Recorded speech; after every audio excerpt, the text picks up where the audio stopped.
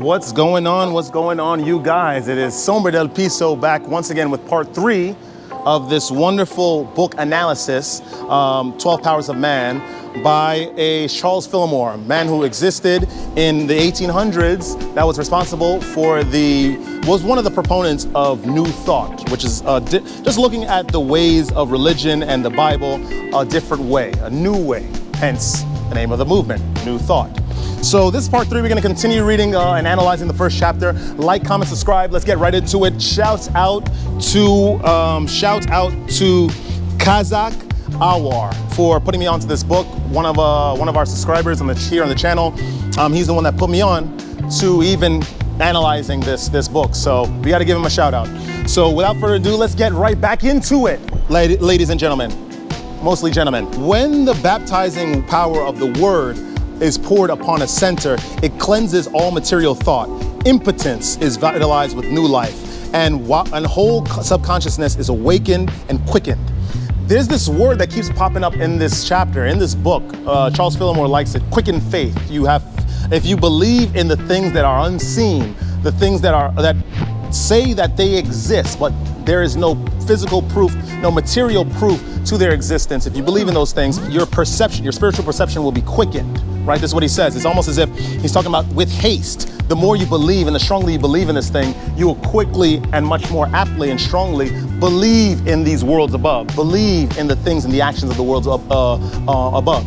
So it's very interesting that I just noticed that he just constantly uses that word. The word of the Lord is there sown in the body, and once the word of the Lord is sown in any of these centers, the cells of which are like blank phonograph records, they take the thought that is given them and send it through the whole organism. The baptism of strength goes to the uttermost parts of the body, and every one of the 12 powers under the divine law feels the new strength. So basically how Charles is describing this method is the way that the new spiritual perception. First, you have the faith to then be able to get the gift of perception, spiritual perception. Then once that spiritual perception is obtained and acknowledged, what you perceive now has everything that you see for the most part has a duality. And that other side of the thing, not the material, the spiritual side of that thing gets imprinted onto the cells in your body, whatever that faculty is that's responsible for perception, and then it becomes part of you. It gets downloaded to your subconscious, and it becomes part of what you now continue to perceive. Like I said in my older video, the semen retention's power of the physical manipulation of reality due to the ascension of your subconscious. This is a very, very powerful, it's so interesting. This guy from the 1800s is saying the same thing I'm saying. Right? It's nuts. It's crazy. More or less, of course. I didn't say it as eloquently as he did, but it's all about how you are understanding what's being said, is it not? So James, the son of Zebedee, represents discrimination and good judgment in dealing with substantial things. James is the faculty in man that wisely chooses and determines. It may be in the matter of food, it may be in the matter of judgment about the relation of external forces. It may be in the choosing of a wife or a husband.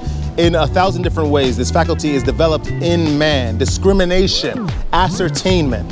The spiritual side of the James faculty is intuition, quick knowing. So that's the thing. Let's make a little bit of a connection here to something a little bit more modern and understandable, right? And palatable to you lads. I don't know if you guys know about Naruto, but the whole idea of the Rinnegan, right? Sasuke's Rinnegan, which is the special ocular jutsu. Jutsu means ability or technique. Ocular has to do with the eyes. The thing with Sasuke is that he is able to quickly, I was looking, because I was so interested one day, this is a while ago, when Shippuden was still around, right? There was no Boruto. I was like really interested in the powers of that eye. I'm like, how does that even work? And then what I was described to about, what I was told was that the eye basically sees something and quickly understands the nature of that thing, the situation surrounding that thing. Ascertainment, viveka, as the Buddhists call it, I'm sorry. When you are on that path of semen retention, when you are ascending in your personal practice, and I'm talking about for a long time, I don't even know if 2 months will cut it, you then start to develop this ascertainment. things that were beautiful, right? Women that were beautiful in a certain way, like they looked a certain way, they were beautiful to you. You then start to quickly, it's not even you doing this stuff. It's that thing in you, that other side that was developed and created due to your abstention, due to your austerity measures and push on the practice of semen retention.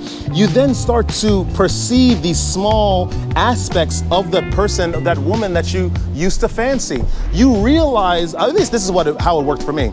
You realize these small aspects, these physical aspects of that woman represent something very, very basest and something that you do not no longer want a part of, right? You don't want any connection with.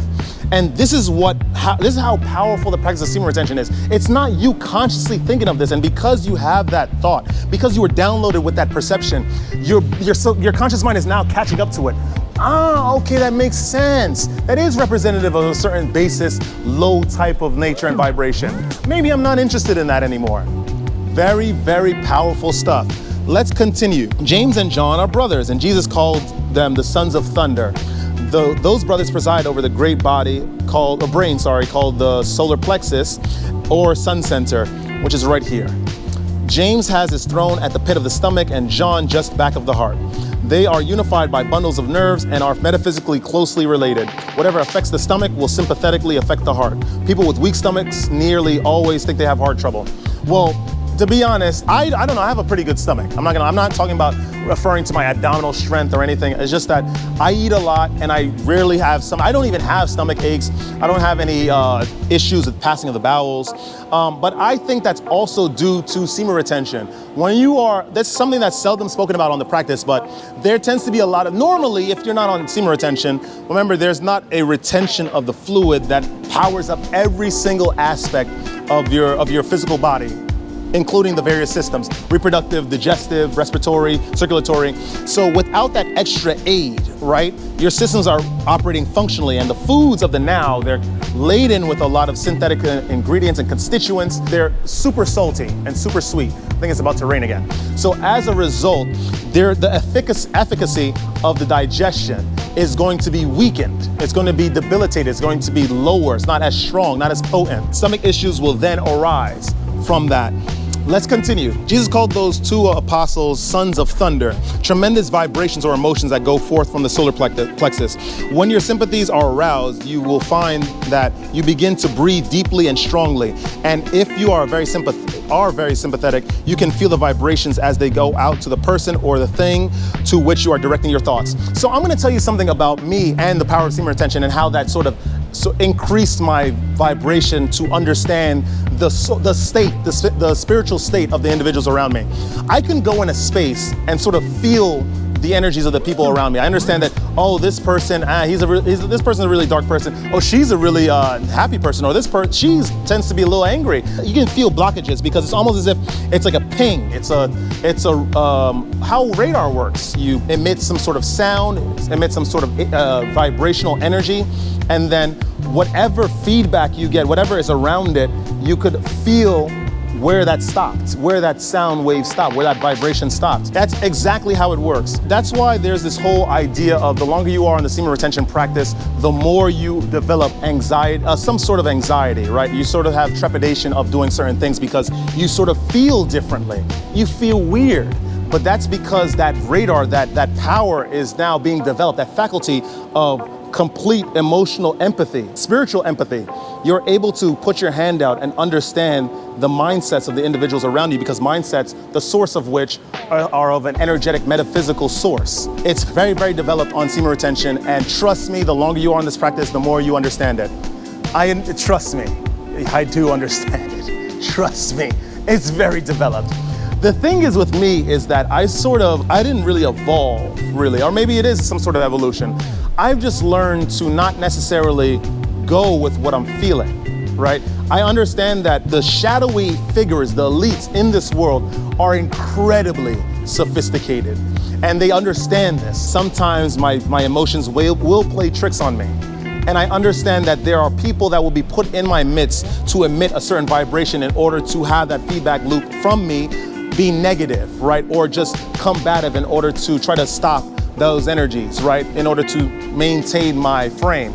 That's very sophisticated metaphysical stuff when you get high on this practice and when you become targeted as an individual that not only on very, very high on the practice of semen retention, but also broadcasting ways on how to do it without any cost. Trust me, guys, it's not paranoia.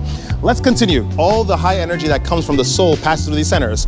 Bartholomew represents the imagination. The imagination has its center of action directly between the eyes, right? So funny, imagination spawns from the supposed location of the pineal, well, the location of the pineal gland and the supposed location of the third eye. Very interesting stuff. This is the point of expression for a set of tissues that extend back into the brain and connect with an imaging of picture-making function, near the root of the optic nerve. Through this faculty, you can project an image of things that are without or ideas that are within. For instance, how are you doing? Oh, we got one. He had such an angry face in the beginning. You should have seen him. For instance, you can project the image of jealousy to any part of the body, of your body, and by the chemistry of thought combined with function, make your complexion yellow, or you can imagine and project beauty by thinking goodness and perfection for everybody. Bartholomew is connected directly with the soul and has great power in the pictures of the mind.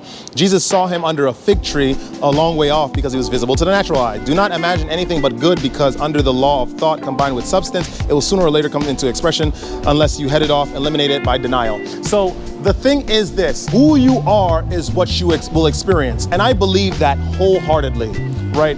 I haven't had any super traumatic experiences that happened in my life. Granted, I mean, there are the general events that are deemed by the modern world to be traumatic. Oh, I didn't grow up with a father. I got kicked out of my girlfriend's house and left in the middle of Australia, right in Sydney, sorry. I mean, I did lose family members, but I guess I don't know. I just never really thought about it as something that should stop me from being who I am or continuing on this journey.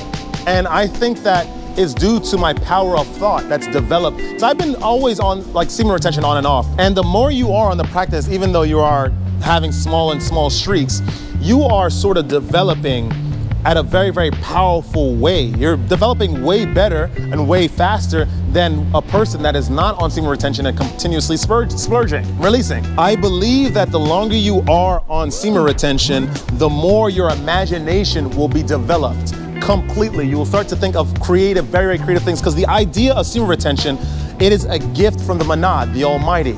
And gifts from the Manad are first of all, they are given to only individuals that can handle those gifts and are meant to do something with those gifts and rewards.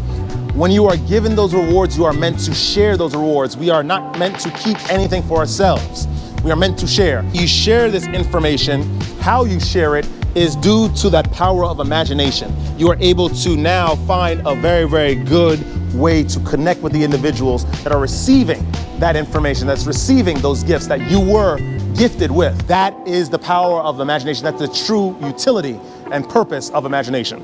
Let's continue. Man has faculties of elimination as well as appropriation. If you know how to handle them, you can expel error from your thought body. The denial apostle is Thaddeus, presiding in the abdominal region, the great renunciator of the mind and body. All the faculties are necessary to perfect expression of the man. None is despised or unclean. Some have been misunderstood. Through ignorance, man has called them mean, until they act in that way and cause him pain and sorrow.